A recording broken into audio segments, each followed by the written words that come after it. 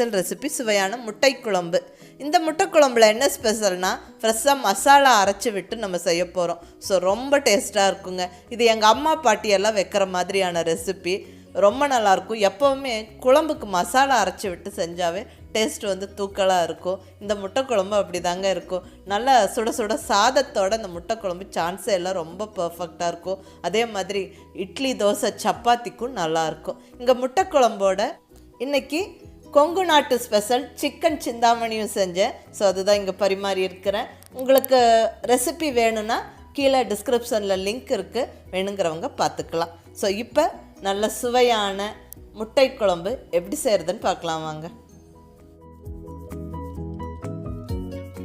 இங்கே ஃபஸ்ட்டு ஸ்டெப்பாக முட்டை வேக வச்சிடலாம். ஸோ இங்கே 6 முட்டை வந்து நான் பாயில் பண்ணுறேன். ஸோ அதனால் ஒரு 7-8 நிமிஷத்துக்கு மேலே வேகட்டும்.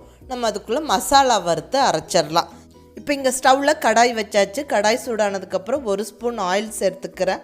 ஆயில் கொஞ்சம் சூடானதுக்கப்புறம் 2 டேபிள் ஸ்பூன் வர கொத்தமல்லி, 1 டீஸ்பூன் சீரகம், அரை டீஸ்பூன் மிளகு, 2 சின்ன பீஸ் பட்டை, 3 கிராம்பு, 1 டீஸ்பூன் சோம்பு, 6 to 7 வரமிளகா. கண்டிப்பாக காரம் வந்து உங்களுக்கு எவ்வளோ தேவையோ அதுக்கு தகுந்த மாதிரி சேர்த்துக்கோங்க. இங்கே நான் வந்து சின்னதும் பெருசுமாக மிளகாய் எடுத்துருக்கிறேன். ஸோ இங்கே ஒரு 6 மிளகாய்க்கு மேலே சேர்த்துருக்குறேன். இது நல்லா வாசனை வர வரைக்கும் வறுத்து விட்டுக்கணும். ஸோ இந்த ட்ரை இன்க்ரீடியன்ஸோட கொஞ்சமாக தேங்காயும் சேர்த்துக்கலாம்.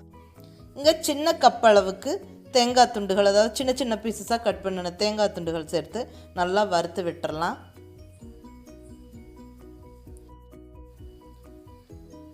நல்லா வாசனை வர வரைக்கும் வறுத்து விட்டுறணும். நல்லா வறுபட்டதுக்கப்புறம் ஸ்டவ் ஆஃப் பண்ணி நல்லா ஆற விட்டுறலாம். அதுக்கப்புறம் மிக்ஸி ஜாரில் சேர்த்து கொஞ்சம் பருப்பருன்னு பொடிச்சு வச்சுட்டு நம்ம வந்து வெட் இன்க்ரீடியன்ஸை வதக்கி உள்ளே சேர்த்து அரைக்கணும்.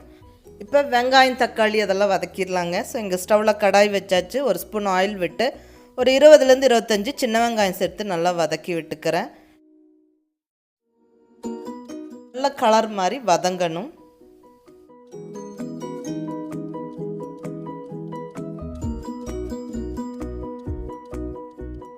சின்ன வெங்காயம் ஓரளவுக்கு வதங்கினதுக்கப்புறமா நம்ம இஞ்சி பூண்டு சேர்த்து இதோடவே வதக்கிக்கலாங்க.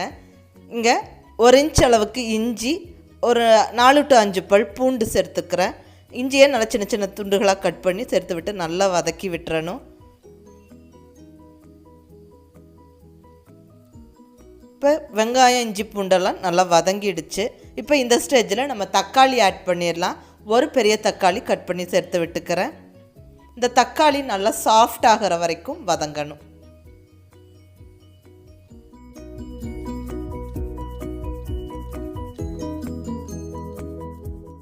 தக்காளி நல்லா வதங்கிருச்சு. இப்போ இதை அரைச்சிடலாம்.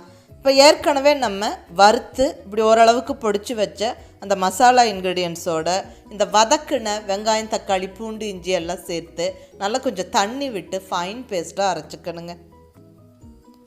பாருங்கள், மசாலா நல்லா ரெடி ஆகிடுச்சு, அரைச்சாச்சு. நல்லா இப்போவே வாசனை ஜம்முன்னு இருக்குது. இப்போ குழம்பு தாளிச்சிடலாம். இப்போ இங்கே ஸ்டவ்வில் பாத்திரம் வச்சாச்சுங்க. இல்லை 2 ஸ்பூன் ஆயில், கொஞ்சமாக கட் பண்ணின வெங்காயம் சும்மா ஒரு 2-3 ஸ்பூன் போட்டு விட்டு அதில் 2 கொத்து கருவேப்பிலை போட்டு விட்டுறலாம். வேறு எந்த ஸ்பைசஸும் வேண்டாம், ஏன்னா நம்ம எல்லாமே வறுத்து அரைச்சாச்சுங்க. அதெல்லாம் நல்லா வதங்கினதுக்கப்புறம் அரைச்ச மசாலாவை சேர்த்து விட்டுறலாம். கூடவே தேவையான அளவு தண்ணி விட்டுறலாங்க. இங்கே 2 டம்ளர் தண்ணிக்கு மேலே சேர்த்துக்கிறேன். ஏன்னா குழம்பு வந்து கொதித்து அது திக்காய் வரும்போது சரியாக இருக்கும். இப்போ தேவையான அளவு உப்பு, கொஞ்சமாக ஒரு 1/4 ஸ்பூன் மஞ்சள் பொடியும் சேர்த்து நல்லா எல்லாம் கலந்து விட்டுட்டு உப்பு காரம்லாம் செக் பண்ணி நம்ம மூடி வச்சு மீடியம் ஃப்ளேமில் ஸ்டவ்வை வச்சு விட்டுட்டு கொதிக்க விட்டுறலாங்க. அந்த மசாலாவோட ரா ஃப்ளேவர் போய் குழம்பு வாசனை வர வரைக்கும் அது நல்லா கொதிக்கணும். இங்கே முட்டை வந்து ரெடியாக இருக்குது. ஸோ நம்ம அந்த மேலே தோலெல்லாம் எடுத்து வச்சிடலாம். இங்கே 6 முட்டை எடுத்துருக்கிறேன் நான்.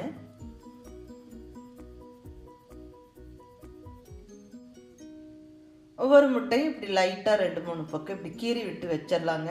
ஏன்னா நம்ம குழம்புல சேர்க்கும்போது அந்த முட்டையிலேயே அந்த உப்பு காரம் அந்த மசாலாலாம் பிடிச்சி சாப்பிடும்போது ரொம்ப நல்லாயிருக்கும். ஸோ இப்படி கீறி விட்டுட்டு அதுக்கப்புறம் நம்ம குழம்புல சேர்த்துக்கலாம்.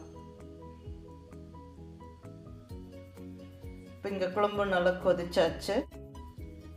இப்போ இங்கே குழம்பு நல்லா கொதிச்சாச்சு. அந்த மசாலாவோட ரா ஃப்ளேவர் போய் நல்லா குழம்பு வாசனை வர ஆரம்பிச்சிருச்சுங்க. இந்த ஸ்டேஜில் நம்ம ரெடி பண்ணி வச்ச முட்டைகளை சேர்த்து விட்டுறலாம். நல்லா ஒரு வாட்டியெல்லாம் கலந்து விட்டுட்டு மூடி வச்சு சிம்மில் ஸ்டவ்வை வச்சு விட்டுறணும். ஒரு 2-3 நிமிஷத்தில் நல்லா குழம்பு ரெடியாகி மேலே எண்ணெய் பிரிஞ்சு வரும். முட்டை சேர்த்ததுக்கப்புறம் சிம்மில் ஸ்டவ் வச்சுருங்க. ஒரு 2-3 நிமிஷத்தில் பாருங்கள் சூப்பராக ஜம்முன்னு நம்ம முட்டை குழம்பு ரெடி ஆயிடுச்சு. பார்க்கவே அழகாக இருக்குது, வாசனையும் சூப்பராக இருக்குது, சாப்பிட்றதுக்கு ரொம்ப ரொம்ப டேஸ்ட்டாக இருக்குங்க. ஸோ சூப்பரான முட்டை குழம்பு நல்லா மசாலா அரைச்சி விட்டு வைக்கும்போது எப்போவுமே ரொம்ப டேஸ்ட்டு. ஸோ கண்டிப்பாக நீங்களும் ட்ரை பண்ணி பாருங்கள். இது சுட சுட சாதத்தோட செம்ம டேஸ்ட்டாக இருக்கும். அதே சமயம் இட்லி தோசை சப்பாத்திக்கும் ரொம்ப நல்லாயிருக்கும். இந்த அருமையான முட்டை குழம்போட நாட்டுக்கோழி வறுவல் சிக்கன் சிந்தாமணி செஞ்சுருந்தேன். ஸோ அந்த ரெசிபி உங்களுக்கு வேணுன்னா கீழே டிஸ்கிரிப்ஷனில் லிங்க் இருக்குது, வேணுங்கிறவங்க பார்த்துக்கோங்க. கண்டிப்பாக இந்த முட்டை குழம்பு இப்படி செஞ்சு பாருங்கள், ரொம்ப நல்லா டேஸ்ட்டாக இருக்கும்.